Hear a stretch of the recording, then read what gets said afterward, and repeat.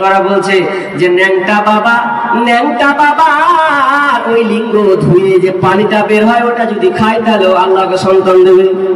তাহলে প্রথম নম্বর সুন্দর মা আপনি চয়ন করবেন। তো বিশ্বনবী বললেন তুমি দিনদারিকে প্রাধান্য দাও। তাহলে দিনদারি মহিলা, দিনদারি বিবি যদি তুমি ঘরে নিয়ে আসো তাহলে তোমাকে আর টেনশন করা লাগবে না। যদি তুমি দিনদারি বাদ দিয়ে তুমি চেহারা খুঁজতে যাও, তার বংশ দেখতে যাও, তার সম্পদ তুমি যদি দেখতে যাও আর দিনটাকে যদি প্রাধান্য না দাও, অন্যান্য জায়গায় হাদিসের বিবরণে বলেছেন ওই সংসার তোমার অশান্তি হবে। সুন্দর স্ত্রী যদি না পান তাহলে পুরুষের জন্য ওই সংসারটা হচ্ছে একদম ভারী, একদম কঠিন হয়ে পড়বে। তো অতএব বিষ্ণু বলছেন যখন তুমি বিবাহ করবে যুবকের দল, তো প্রথম নম্বর তুমি দিনদারি মহিলা তুমি চয়ন করবে। দিনদারি মহিলা যদি চয়ন করা যায় তাহলে এখানে দুইটা জিনিস লাভ হবে। এক তোমারও লাভ হলো, নাম্বার দুই সন্তানের লাভ হলো, কারণ সে সুন্দর দিনদারি মা পেয়ে গেল। তাহলে প্রথম কি লাগবে? সুন্দর মা। তাহলে সন্তান প্রথম হক সে বাপ মায়ের কাছে পায় সুন্দর মা, সৎ চরিত্রবান আল্লাহওয়ালি মা একজন সে পাবে। এটাই যে আপনার স্ত্রী যদি ভালো হয়, কোরআন পড়নেওয়ালা হয়, যদি সে দৈনন্দিন কোরআন তেলাওয়াত করে, 5 ওয়াক্ত নামাজ পড়ে আদায় করে, তাহলে ওই প্রভাবটা বাচ্চার উপরে পড়বে কি পড়বে না? পড়বে। যদি মা যেমন নামাজ পড়বে তেমনই হবে, তেমনই ইমানদার তৈরি হবে। কিন্তু দুঃখজনক হলেও আজকে আমরা দুর্ভাগ্য, আপনাদের এদিককার মেয়ে কেমন আমরা জানি না, তো আমাদের ওই দিককার মেয়ে পেটে ছেড়ে নিয়ে ঝগড়া করছে গো। আজিব জ্বালা, ও যে আনলোড হয়ে আছে, ওকে যে ভাবতে হবে এটা নেই। মারপিট লেগেছে মানে ও কোমর বেঁধে দিল, বেরিয়ে পড়লো। তো ও যে যত ওই মানসিক স্বাস্থ্য, ও যে ঝগড়া করছে, গালি দিচ্ছে, এইভাবে প্রতারণা করছে, মুখ দিয়ে একদম বাজে তার ভাষা বের করছে, সন্তানের উপরে প্রভাবটা পড়বেই।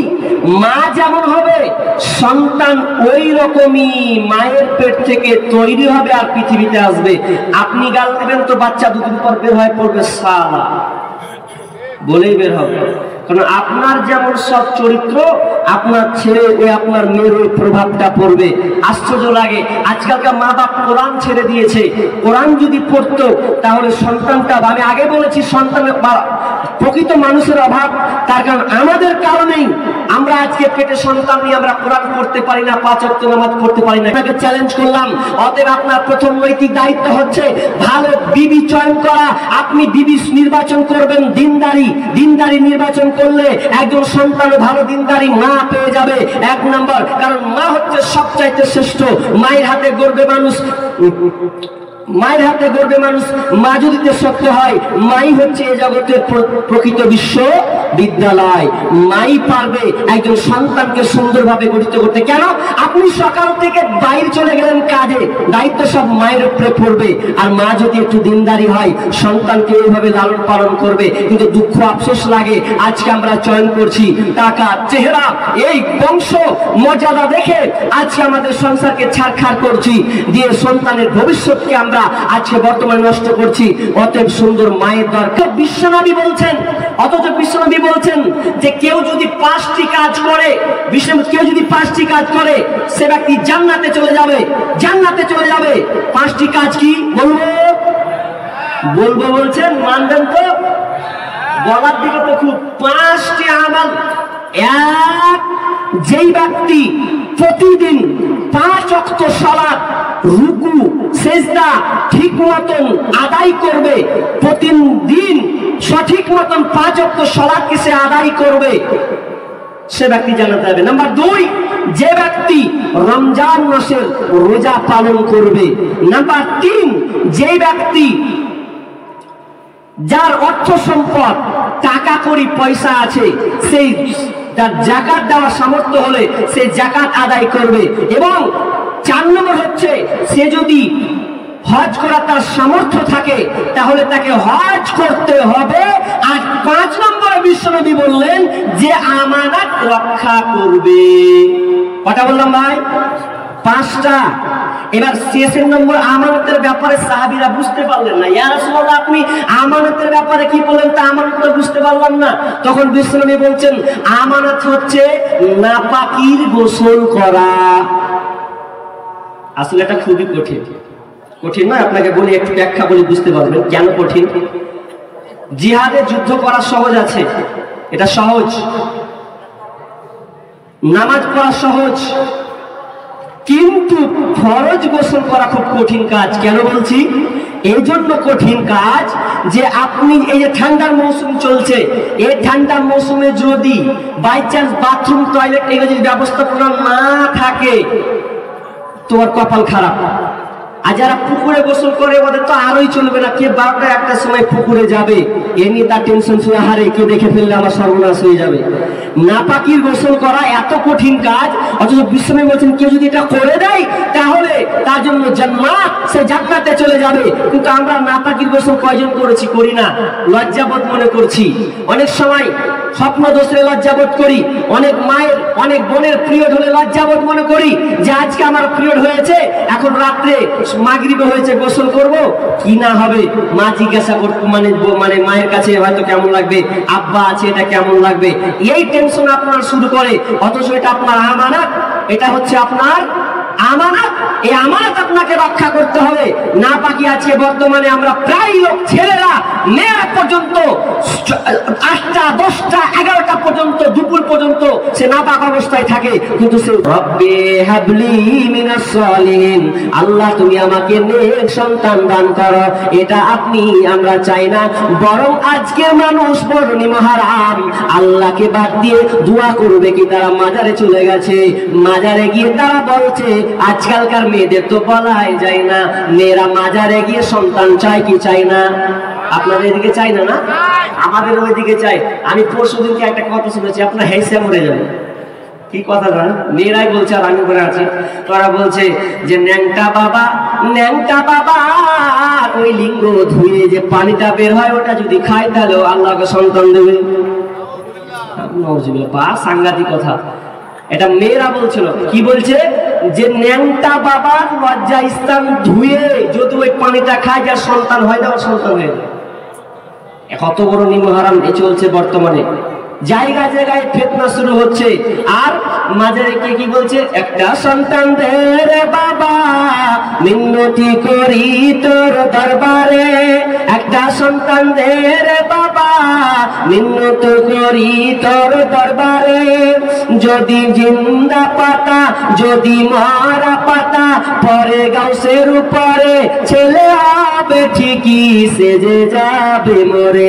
যদি জিন্দা পাতা, যদি টাটকা পাতা, পরে গাউসের উপরে ছেলে হবে রে বাবা, যাবে বেশি।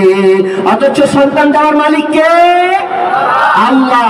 আল্লাহ সন্তান দেয়, আর আল্লাহকে বাদ দিয়ে তারা চলে গেছে মাজারে। অথচ আল্লাহ বলছেন, লিল্লাহি মুলকুস সামাওয়াতি ওয়াল আরদ, আসমান জমিন তার রাজত্ব যিনি আছেন, তিনার হাতে যিনি রাজত্ব আছেন, সেই আল্লাহর কাছে আমাদের সন্তান চাইতে হবে।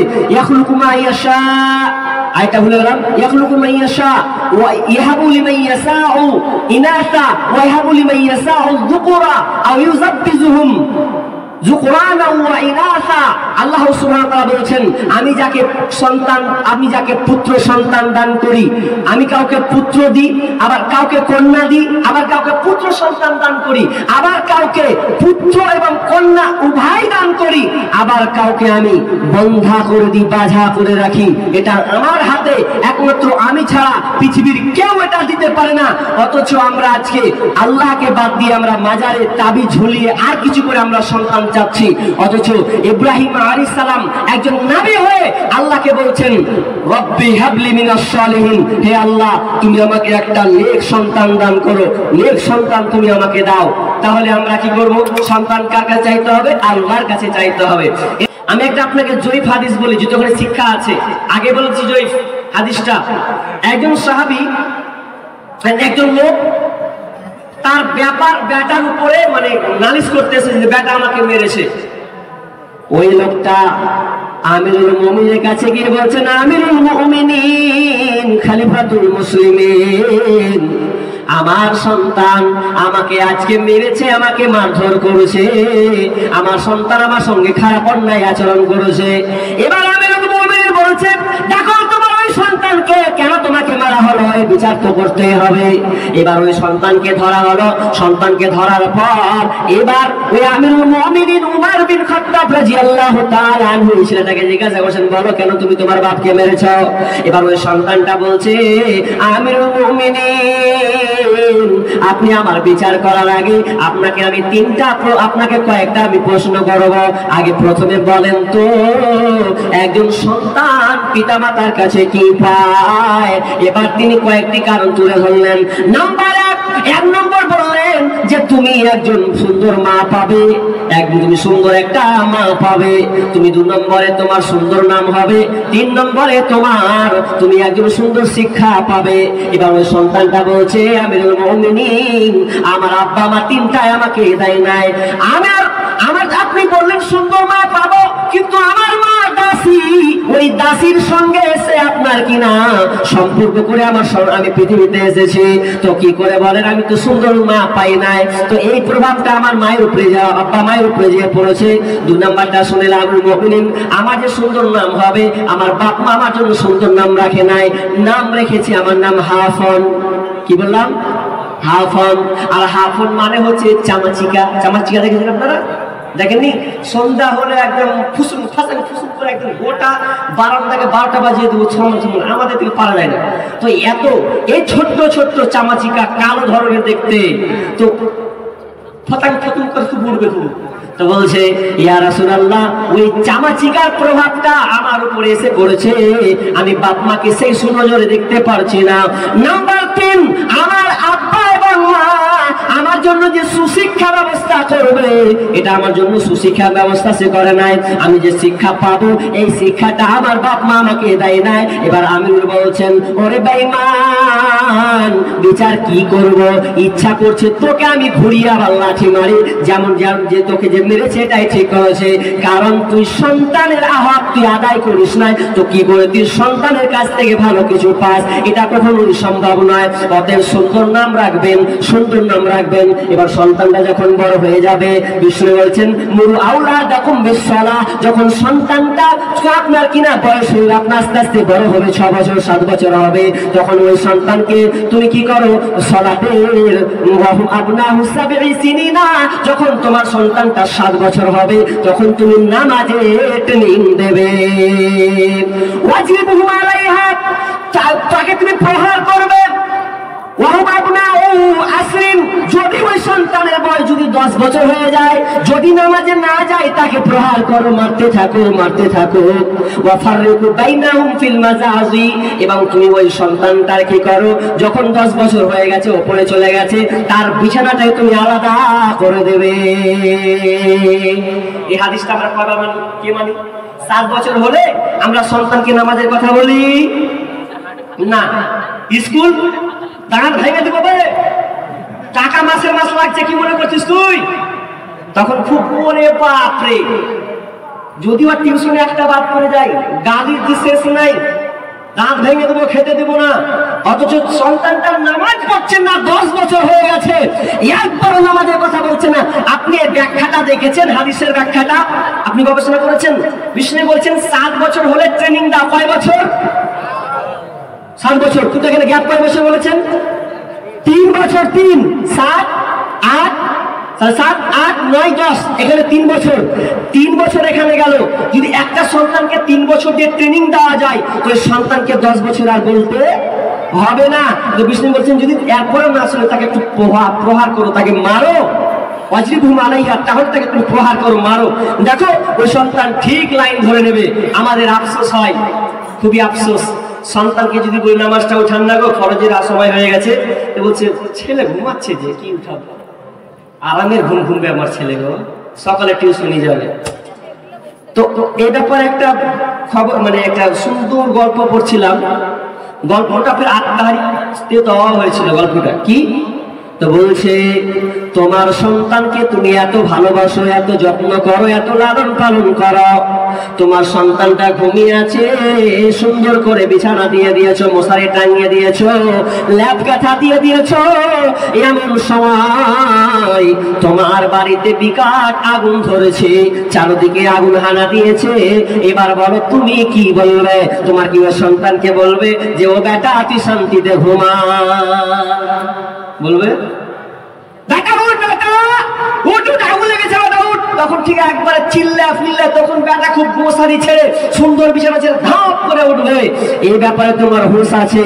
অথচ 5 ওয়াক্ত আজান হয়, 5 ওয়াক্ত সালাতের জন্য মুয়াজ্জিন আজান দেয়, আসসালাতু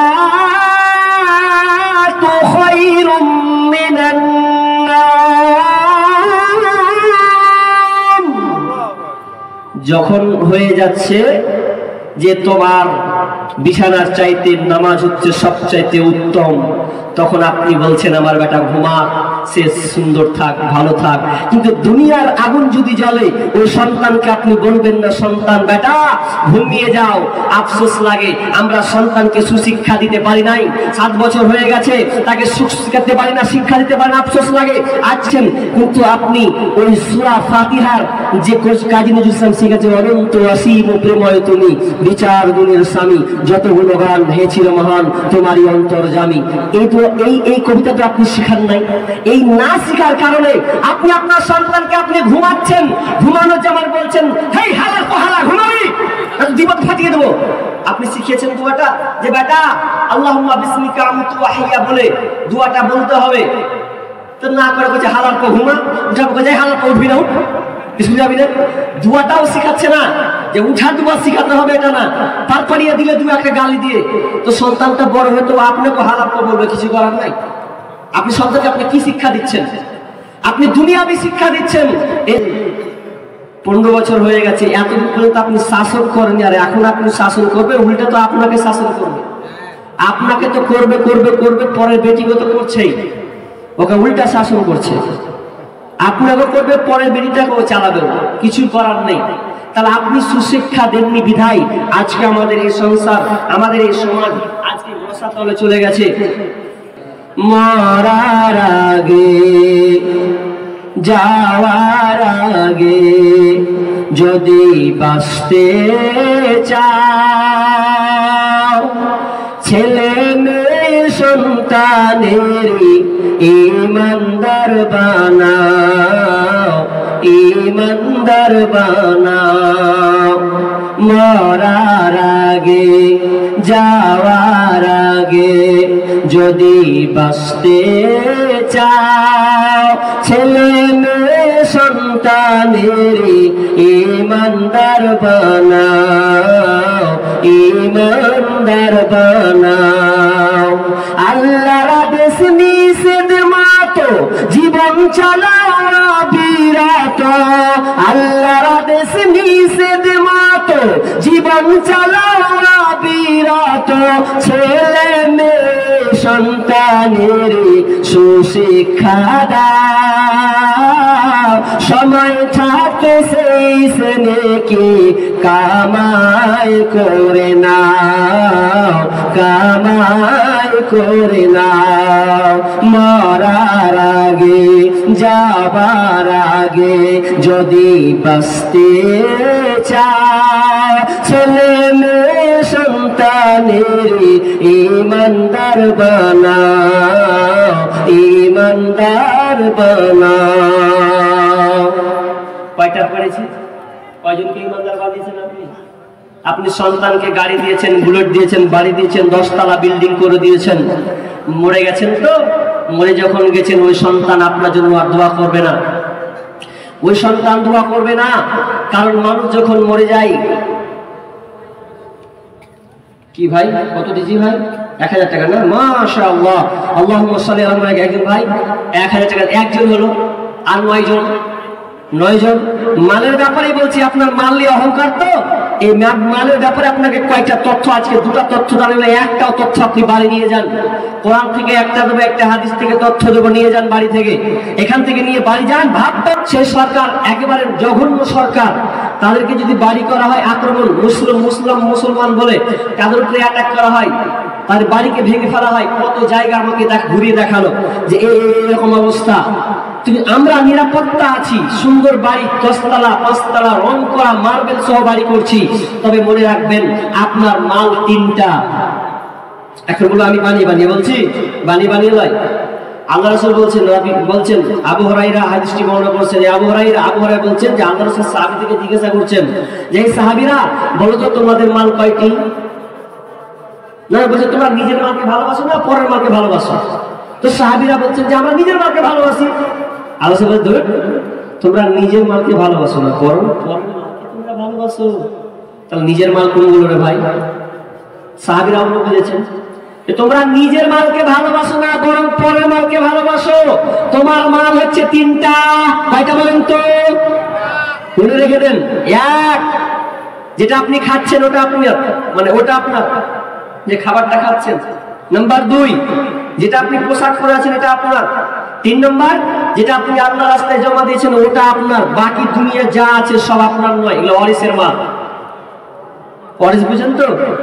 খালি মনে দেখেন একবার, ব্যাটারা প্রস্তুত হয়ে আছে, 4টা ব্যাটা হবে, সদরটা আমি নেবো না, হবে 4 জন মিলে নেবো। কি ভাবছিস তুই? বড় হলে তো কি হলো, ভাগাভাগি চলবে, মারপিট চলবে, ও আপনার নয়। যেমন আপনি সিট, আমি আজকে এলাম ওই বহরমপুর করতে গেলাম বেলডাঙ্গা অব্দি, আমি একটা যে সিটে বসেছিলাম ওই সিটটা কত দূর পর্যন্ত? বহরমপুর থেকে নিয়ে বেলডাঙ্গা পর্যন্ত। এরপরে কেউ বসবে কি বসবে না? বসবে। আমার বসা শেষ, ঘানি শেষ। ঠিক তেমনি ভাবে আপনার আপনার মাল নয়, এগুলো ওয়ারিসের মাল। ওটা আল্লাহ আপনাকে দিচ্ছে, ট্রান্সফার করছে, খালি পরীক্ষা করছে আপনাকে। বেনামি 100 টাকা, মৃত্যু এটা আলাদা নাকি? বেনামি এটা বাবা মার জন্য দিয়ে রাখা যায়, ওপরে একটা, দুজন। হ্যাঁ, বেনামি 100 টাকা, আর বেনামি মৃত্যু বাবা মায়ের জন্য দিয়েছেন 1000 টাকা। বসেন, ইনশাআল্লাহ দোয়া করছি। 2 জন হলো ভাই, আরো 8 জন। আপনার মাল 3টি। আর বললাম না কি বললাম, আজকে খানা, আগে বলেছি আজকে খানা, আজকে খানা 12 ঘন্টা পর কি হলো? পায়খানা। খানাই হয়ে গেল পায়খানা।